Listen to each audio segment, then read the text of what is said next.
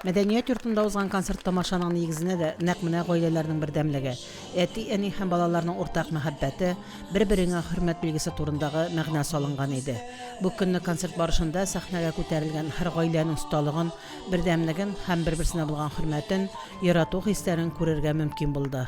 Өлкән парларны карасаң, алар кулларына кул тотышып, бергәләп бәлки больницага баралардыр, бергәләп менә концертларга баралардыр. Алар бер-берсе турында хәлең ничек, бу даруны ачтыңмы, ашадыңмы дип, менә шул вакытка җитәргә. Менә шул вакытка җиткәч, ул гаилә дигән төшенчәнең аның бәясе әйтәм бит меңләгән, миллионлаган тапкыр арта. Район башлыгы чара барышында үзләренең гаилә юбилейларын билгеләп узучы, бәхетле һәм үрнәк булып яшәгән гаиләләргә район башлыгының рәхмәт хатын һәм истәлекле бүләкләр тапшырды.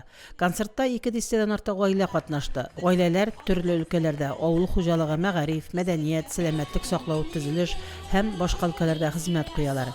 Әмма аларның һәр кайсын гаилә бердәмлеге, мәхәббәт һәм тугрылык һәр җирдә озатып йөри.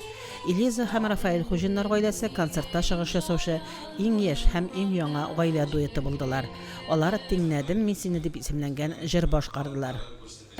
Безнең өчен дә гаилә шундый, мин думаю, очаг, куда можно вернуться, куда можно, где обогреют, накормят, защитят, поддержат инде.